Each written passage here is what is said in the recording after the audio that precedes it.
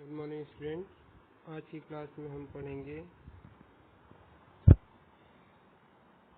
EMF, विद्युत वाहक बल, विद्युत धारा, पोटेंशियल डिफरेंस, विभवांतर, पावर एंड एनर्जी, विद्युत शक्ति और ऊर्जा, Ohm's law, combination of resistance. Combination of resistance में हम पढ़ेंगे बच्चों जब समानांतर में और जब श्रेणी में रेजिस्टेंस को कनेक्ट करते हैं तो इक्विवेलेंट रेजिस्टेंस मतलब कि कुल रेजिस्टेंस कैसे निकालते हैं। जबकि मान लीजिए सीरीज में कनेक्टेड हैं तीन रेजिस्टेंस आपस में R1, R2, R3, तो इसका इक्विवेलेंट रेजिस्टेंस और इक्विवेलेंट कैसे निकालेंगे इसको अपन प्रूव करेंगे। ठीक है बच्चों, चलिए शुरू करते हैं आज का लेक्चर। तो सबसे पहले बच्चों स्टार्ट करते हैं विद्युत वाहक बल से। इलेक्ट्रोमोटिव फोर्स इंग्लिश में कहते हैं। इसके लिए विद्युत वाहक बल के लिए बच्चों आपको सबसे पहले पता होना चाहिए विभव क्या है। विभव पोटेंशियल विभव क्या है। विभव क्या है, जैसे भी इलेक्ट्रॉन किसी भी, जैसे कि कोई भी इलेक्ट्रॉन है, कोई भी आवेश इलेक्ट्रॉन अपन मान लेते हैं। किसी आवेश को अनंत से, अनंत मतलब इनफाइनाइट, जहाँ पे इलेक्ट्रिक फील्ड जीरो है, किसी भी इलेक्ट्रिक फील्ड में लाने में किया गया कार्य जो है, किया गया कार्य W, उस बिंदु का विभव कहलाता है। पोटेंशियल कार्य है, विभव असलियत में कार्य, किया गया कार्य है। किसी आवेश को एक स्थान से दूसरे स्थान पर ले जाने में किया गया कार्य, कहाँ पे, विद्युत क्षेत्र की उपस्थिति में। ठीक है बच्चों, तो हर एक जो पोटेंशियल होता है हर एक पॉइंट का फिक्स रहता है। कहीं का भी आप अगर अर्थ में बैठे हैं वहाँ भी कहीं का पोटेंशियल कुछ न कुछ जरूर होगा। ठीक है बच्चों, उसी तरह जो कंडक्टर होता है, चालक के अंदर पोटेंशियल रहता है, चालक के अंदर भी पोटेंशियल रहता है। वो पोटेंशियल कैसे डेवलप होता है, जब चालक को किसी बैटरी के धनात्मक या ऋणात्मक भाग से कनेक्ट कर देते हैं तो उसके अंदर विभवांतर आ जाता है, विभव का अंतर आ जाता है दो सिरों के बीच में। ठीक है बच्चों, तो विभव आप समझ गए। अब विद्युत वाहक बल क्या है। अब जब किसी चालक को वह बल, पहली बात है विद्युत वाहक बल नहीं है, यह किसी चालक को एक स्थान से दूसरे स्थान पर ले जाने के लिए जो आवेश पर फोर्स लगता है, बल लगता है, उसके कारण जो चालक कार्य होता है चालक के ऊपर, वह विद्युत वाहक बल है। ठीक है बच्चों, विद्युत वाहक बल। ठीक है, इसकी परिभाषा देख लेते हैं। किसी ऊर्जा स्रोत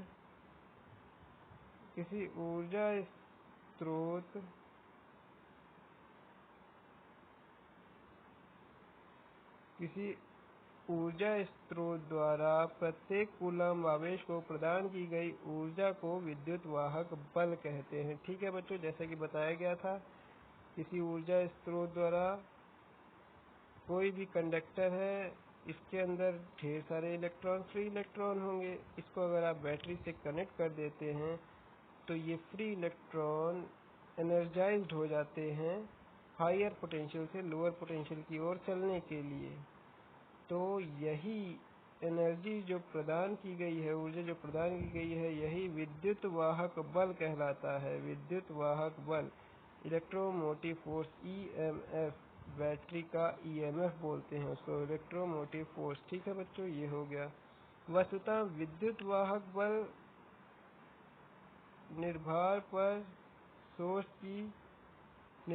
पर सोर्स की विभवांतर है, वही पोटेंशियल डिफरेंस है बच्चों दो प्लेटों के बीच में किसी भी बैटरी के, ये बता रहा है। एवं यह बल नहीं है, ऐसा कि इसका नाम विद्युत वाहक बल इंगित करते हैं। यह बल नहीं है बच्चों, ये कार्य करने की क्षमता प्रदान करता है, किसी आवेश को कार्य करवाता है। यह एनर्जी है, कार्य है, ऊर्जा है, जिसे आवेश के संचालन पर व्यय किया जाता है। ठीक है बच्चों, जैसे कि बताया था आपको, एक स्थान से इनफाइनाइट से एनर्जी सोर्स से इनफाइनाइट से किसी चार्ज को एक किसी इलेक्ट्रिक फील्ड के क्षेत्र में लाने में किया गया कार्य ही विभवांतर कहलाता है, विभव कहलाता है, उस बिंदु का विभव कहलाता है। अब एक विभव ये होगा, दूसरा इलेक्ट्रिक फील्ड में यहाँ का भी कुछ विभव होगा, तो यहाँ से यहाँ तक ले जाने में विभवांतर ही विद्युत वाहक बल है। ठीक है बच्चों, ये हो गया विभव, ये हो गया आपका विद्युत वाहक बल। अब विद्युत धारा क्या है?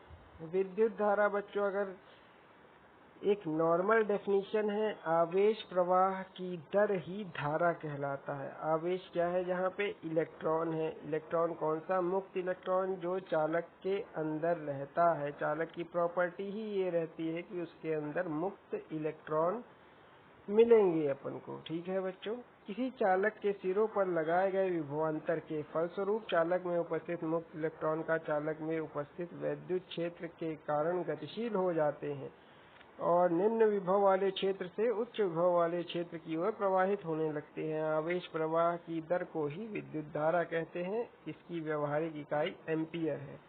ठीक है बच्चों, इसकी व्यवहारिक इकाई एम्पियर है, एम्पियर या कूलम पर सेकेंड। ठीक है बच्चों, यही एम्पियर है, कूलम पर सेकेंड को ही एम्पियर कहते हैं। ठीक है, आवेश प्रवाह की दर धारा कहलाती है। बच्चों कह रहा है विभवांतर, जैसे ही किसी कंडक्टर में आपने एक पे हायर पोटेंशियल, दूसरे पे लोअर पोटेंशियल दे दिया है। इसको लोअर पोटेंशियल को छोटे डंडे से, हायर पोटेंशियल को बड़े डंडे से दिखाते हैं। अब क्या हो गया है? लोअर पोटेंशियल हायर पोटेंशियल दे दिया है, तो इसमें एक विभवांतर आ गया है, विभव का अंतर आ गया है, क्योंकि बैटरी में ही एक प्लस एक माइनस होता है। तो ये धनात्मक विभव है इधर का, ऋणात्मक विभव इधर का है। तो आवेश प्रवाह चालू हो जाएगा इसके अंदर। अब आवेश प्रवाह चालू हो गया तो समय के साथ साथ उस आवेश प्रवाह की दर को विद्युत धारा कहते हैं। ठीक है बच्चों, अब ये विभवांतर को समझ लीजिए। विद्युत धारा हो गया, विद्युत वाहक बल हो गया, विभवांतर क्या है? चालक के दो सिरों के बीच लगाए गए विद्युत दाब को विभवांतर कहते हैं। ठीक है, विद्युत दाब मतलब इलेक्ट्रिकल पोटेंशियल।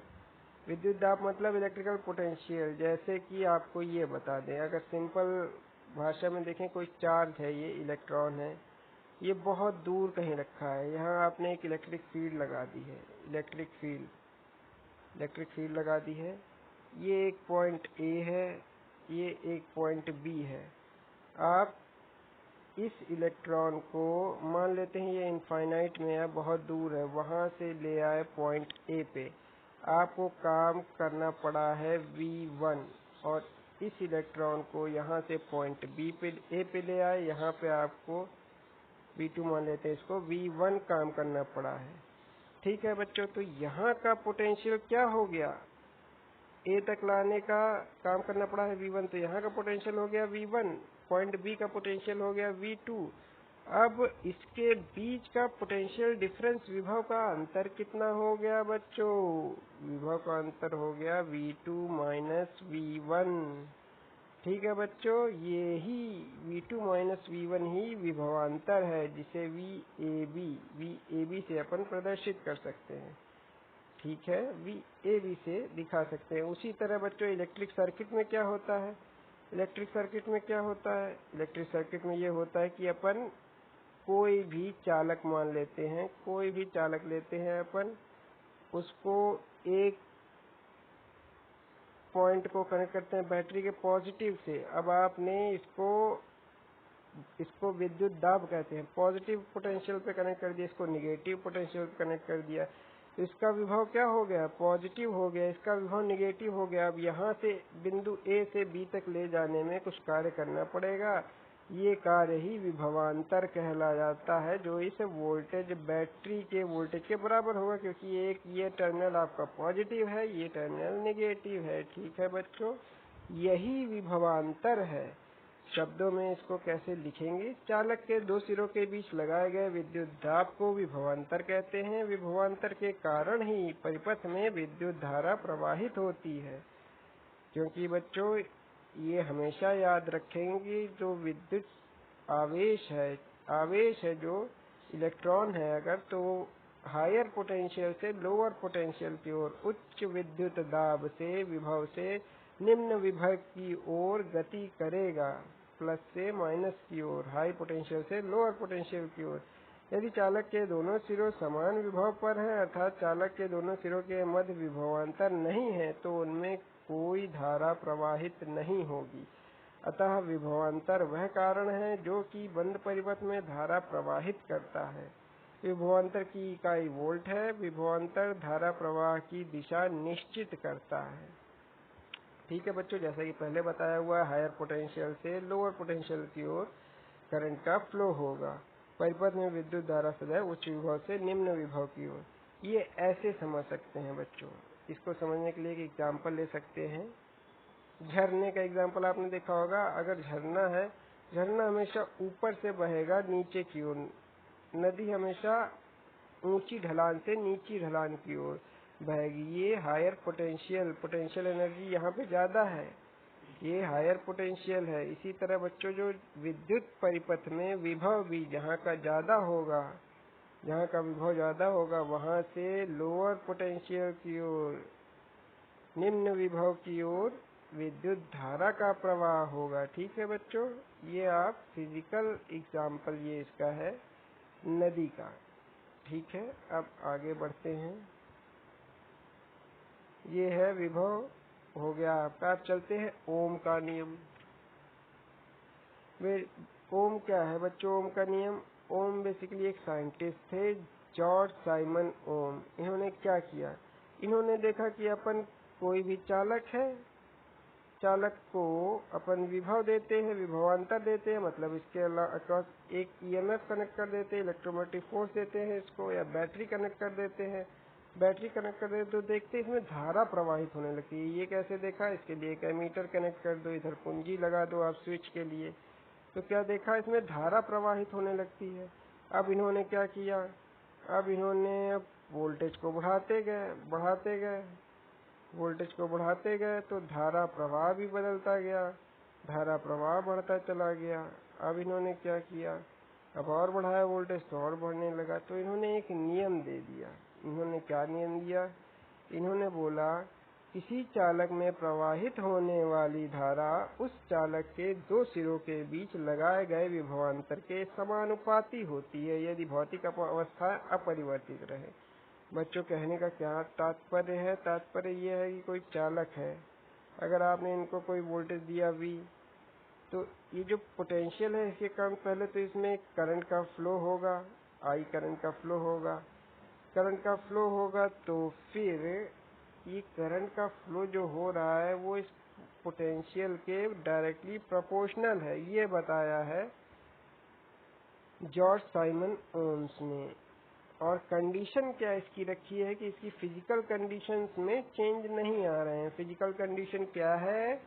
टेम्परेचर चेंज नहीं हो रहा है। फिजिकल कंडीशन टेम्परेचर चेंज नहीं हो रहा है, और चालक की लंबाई चेंज नहीं हो रही, मतलब चालक को टेंशन नहीं दी गई है। चालक की मोटाई चेंज नहीं हो गई है, चालक की मोटाई चेंज नहीं हुई है, चालक की फिजिकल डायमेंशन में चेंज नहीं हुआ है। ठीक है बच्चों, तो V बाय, अब देखो क्या लॉ क्या दिया? V is directly proportional to I। तो अब प्रोपोर्शनलिटी कांस्टेंट है, V is equal to IR हो गया है। ठीक है बच्चों, V is equal to IR हो गया है, जहाँ R को अपन प्रोपोर्शनलिटी कांस्टेंट कहते हैं। प्रोपोर्शनैलिटी कांस्टेंट कहते हैं, प्रोपोर्शनैलिटी कांस्टेंट। यही R बच्चों, यही R आपका रेजिस्टेंस कहलाता है, यही R रेजिस्टेंस कहलाता है। ठीक है बच्चों, R एक नियतांक है जिसे तार का प्रतिरोध कहते हैं। ठीक है, प्रतिरोध को आपको पहली क्लास में फर्स्ट लेक्चर में प्रतिरोध को अच्छे से समझा दिया गया था। अब बच्चों बात करते हैं शक्ति की। शक्ति क्या है? पावर, इलेक्ट्रिकल पावर, विद्युत शक्ति। शक्ति बेसिकली क्या कहते हैं बच्चों? कार्य करने की दर या ऊर्जा प्रवाह की, ऊर्जा व्यय होने की दर को, मतलब समय के साथ ऊर्जा जो प्रवाहित होती है वो कितनी हो रही है, उसको पावर कहते हैं बच्चों। पी अगर कहीं पावर निकालने के लिए आया तो आपको ऊर्जा या कार्य किया गया कार्य डिवाइड बाय समय कर देंगे। ठीक है बच्चों। जैसे कि आपने घर में देखा होगा, कोई भी आपका रेफ्रिजरेंट है, आपके 1 किलोवाट का है। ये किलोवाट क्या है? ये किलोवाट बच्चों ऊर्जा का, शक्ति का मात्रक है। किलोवाट शक्ति का मात्रक है। आप पंखा लेने जाते हैं, कितने वाट का है? 40 वाट का है। मतलब कि जो फैन है आपका, फैन आपका 40 वाट खर्चा कर रहा है, प्रति सेकंड 40 वाट खर्चा कर रहा है। 40 वाट एनर्जी को, 40 वाट मतलब प्रति सेकंड 40 वाट खर्चा कर रहा है। ठीक है बच्चों। ये उसकी दर बताता है। ऊर्जा की दर से अपन पता लगाते हैं कि अपना ये जो इक्विपमेंट है, ये जो उपकरण ले रहे हैं हम, ये हमको कितना बिल इसका देना पड़ेगा। ठीक है बच्चों। वही, क्योंकि वो ऊर्जा प्रवाह की दर से रेटिंग की जाती है शक्ति की, किसी पावर की, किसी उपकरण की। ठीक है। कार्य करने की दर उसकी क्या है? विकार शक्ति करने की दर, कार्य करने की दर क्या है? शक्ति से पता चलता है अपना। इसका मात्रक क्या है? इसका मात्रक है बच्चों वाट। मात्रक क्या है इसका? वाट। वाट वाट होता है, किलोवाट होता है, मेगावाट होता है। जैसे पावर प्लांट है बच्चों, पावर प्लांट मतलब जहाँ शक्ति जनरेट हो रही थी, वो मेगावाट में उसको कैलकुलेट करते हैं। क्योंकि आप किलोवाट में अगर लिखेंगे या वाट में लिखेंगे तो आपको लिखने में इतने जीरो लगाने पड़ेंगे, इसलिए for the sake of convenience हम वाट में लिखते हैं। ठीक है। मेगावाट में लिखते हैं। मेगा मतलब 10⁻6 वाट, किलो मतलब 10⁻3 वाट। अब जैसे कि अपन घर में जो उपकरण लेते हैं, वो एसी है या कूलर है आपका, वो वाट में लेंगे, क्योंकि वो 40 वाट, 100 वाट, 1000 वाट ऐसे आते हैं। ठीक है बच्चों। ठीक है, वो हो गई शक्ति। शक्ति पता चल गया, शक्ति की परिभाषा क्या है वो पता चल गया। अब इलेक्ट्रिकल पावर जहाँ पे आएगा बच्चों, इसका simplest basic formula electrical potential into electrical current, ये इलेक्ट्रिकल पावर का फॉर्मूला है। कहीं भी आप इसको अप्लाई करेंगे ये यूनिवर्सली ट्रू है। पर एक बात ध्यान रखेंगे, इन केस ऑफ जब आप एसी सर्किट पढ़ेंगे, एसी सर्किट में P is equal to V into I conjugate कर लेते हैं, कॉन्जुगेट कर लेते हैं, क्योंकि कॉम्प्लेक्स आई आ जाती है। वी आई कॉन्जुगेट इसलिए कहते हैं क्योंकि रिएक्टिव पावर वहाँ पे आ जाती है, और रिएक्टिव पावर में पॉजिटिव कंजम्पशन को दिखाए, इसलिए अपन आई को कॉन्जुगेट करते हैं। ठीक है बच्चों। चलिए इसको तो बाद में देखेंगे, पर ये बेसिक फॉर्मूला याद रखेंगे आप। V into I, V into I, P is equal to V into I, P is equal to V into I. ठीक है।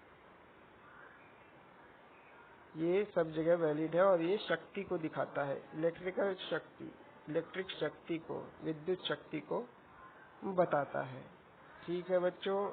अब आगे शक्ति ये देखिए, P is equal to V into I. शक्ति का मात्रक वाट, किलोवाट, मेगावाट या अश्व शक्ति है। ये भी बच्चों देखेंगे। हॉर्स पावर, अश्व शक्ति को हॉर्स पावर, देखिए नॉर्मली हॉर्स पावर में भी निकलती है, हॉर्स पावर में भी लिखते हैं। हॉर्स पावर कितना होता है? 735.5 वाट इक्वल टू 1 हॉर्स पावर। ये कन्वर्जन है। इन मेनली जो मैकेनिकल आपके जितने भी है वो एचपी में देते हैं। Engine creating HP horse power में रहती है, तो हॉर्स पावर का वाट में कन्वर्जन 735.5 है। ठीक है बच्चों। ये हो गई इलेक्ट्रिकल पावर V इंटू आई। अब एनर्जी बात करते हैं। एनर्जी क्या है? किसी भी उपकरण, मशीन के कार्य करने की क्षमता को ऊर्जा कहते हैं। वह कितना कार्य कर सकती है, वह उसकी ऊर्जा कहलाती है। ऊर्जा का इलेक्ट्रिकल एनर्जी के टर्म में अगर आप निकालना चाहे इलेक्ट्रिकल एनर्जी, तो क्या होगा? V is equal V into Q. ये बेसिक फॉर्मूला है ऊर्जा का, V इंटू क्यू। अब Q को इंटू T और डिवाइड बाय T कर देते हैं। देखिए बच्चों, V W is equal to Q into V. अब इंटू टी कर दी, डिवाइड बाय टी कर दी। ये Q बाय टी आवेश प्रवाह की दर है, ये आपका I हो गया, इंटू वी हो गया, इंटू टी हो गया, ये आपका जूल हो गया, जूल, जूल, इसका मात्रक जूल हो गया। I इंटू वी क्या था आपका? पावर। पावर से समय का मल्टीप्लाई कर देंगे तो आपका आ जाएगा शक्ति। ठीक है बच्चों, शक्ति। अब यहाँ पे एक बात और देखने वाली है। अब यहाँ पे ओम्स लॉ लगा के अपन ने वोल्टेज को करंट में कन्वर्ट कर दिया है। तो W is equal to I square R into T है। ये क्या हो गया, पावर P, और ये हो गया T। ठीक है बच्चों, ये हो गया power P I square R into t. P अगर इलेक्ट्रिकल पावर करंट के टर्म में देखेंगे तो बच्चों आई स्क्वायर R होता है, इसको भी याद कर लेंगे। ठीक है बच्चों, वाट, इसको भी याद कर लेंगे, ये बहुत इंपॉर्टेंट फॉर्मूला है। अब अपन सेम ओम्स लॉ में I को रिप्लेस कर देंगे। W equal to I square R into t था, I is equal to V by R रखेंगे तो V square upon R into t आ जाएगा इक्वल टू W। ठीक है बच्चों, ये देखिए, ये देखिए, ये देखिए, तीनों आप एक दूसरे से डिराइव कर सकते हैं अगर आपको ये बेसिक फार्मूला पता है। ठीक है बच्चों, अब नेक्स्ट टॉपिक चलते हैं, कॉम्बिनेशन ऑफ रेजिस्टेंस। देखिए बच्चों, कितने कॉम्बिनेशन हो सकते हैं। बेसिकली दो कॉम्बिनेशन हो सकते हैं किसी भी रेजिस्टेंस को कनेक्ट करने के। या तो आप सीरीज में कनेक्ट कर दीजिए, या तो आप पैरेलल में कनेक्ट कर दीजिए। आपस में कनेक्ट करने के दो कॉम्बिनेशन हो सकते हैं, कॉम्बिनेशन 1, कॉम्बिनेशन 2। ठीक है बच्चों, अब जब सीरीज में आपने कनेक्ट कर दिया तो अपन ये निकालेंगे कि मान लीजिए अगर तीन रेजिस्टेंस कनेक्ट है तो अपन इक्विवेलेंट रेजिस्टेंस कैसे निकालेंगे। इक्विवेलेंट रेजिस्टेंस किसी सर्किट का कैसे निकालेंगे, तो उसके लिए बच्चों देखिए, V, अब R1 के क्रॉस पोटेंशियल ड्रॉप मान लेते हैं V1 है, R2 के क्रॉस V2 है, R3 के क्रॉस V3 है। तो आपका इक्विवेलेंट रेजिस्टेंस क्या होगा, इक्विवेलेंट रेजिस्टेंस क्या होगा, V1 plus V2 plus potential V3 हो जाएगा बराबर V। अब V is equal to I R, ये तो ओम के नियम से पता है हमको, तो I1 into are, I into R1 क्योंकि सीरीज में इसलिए करंट सेम रहेगी, I into R2 plus I into R3। ठीक है बच्चों, तो आप I कॉमन ले लेंगे तो आपका R equivalent equal to R1 plus R2 plus R3 हो जाएगा। ठीक है, ठीक है बच्चों, तो ये अब जब आप ये करेंगे तो ये कुछ इस तरह आ जाएगा। ठीक है बच्चों, ये देखिए potential R equivalent R, I1 R1, I2 R2, I3 R3, I common लेके कट गया, R equivalent equal to R1 plus R2 plus R3। अब देखेंगे बच्चों समानांतर क्रम में संयोजन, जब तीन रेजिस्टेंस R1, R2 और R3 पैरेलल में है तब कैसे। अब बच्चों जैसे पैरेलल में है तो मान लेते हैं यहाँ से करंट I एंटर हुई, I तीन पार्ट में बट गई, I1, I2, I3 में, तो वही अपन ने लिख दिया है, I बराबर I1 plus I2 plus I3। अब ओम का नियम मालूम है, I is equal to V by R होता है, अभी अभी अपन ने पढ़ा। तो I जो equal to V equivalent by R1, क्योंकि बच्चों V देखिए सब में समान है, सबके सारे रेजिस्टेंस के अक्रॉस जो विभवांतर है वो V ही है। तो V bye R1, R2, R3 लिख दिया, इसको इक्विवेलेंट लिख दिया, तो बच्चों ये फार्मूला निकल के आया, 1 upon R equivalent equal to 1 upon R1 plus 1 upon R2 plus 1 upon R3। ठीक है बच्चों, ये आपका सीरीज में क्या था। सीरीज में अगर आप इक्विवेलेंट रेजिस्टेंस निकालते हैं तो R1 plus R2 plus R3 था। ठीक है बच्चों, ये रहा रेजिस्टेंस का समानांतर और श्रेणी क्रम में संयोजन। आगे बच्चों नेक्स्ट क्लास में पढ़ेंगे।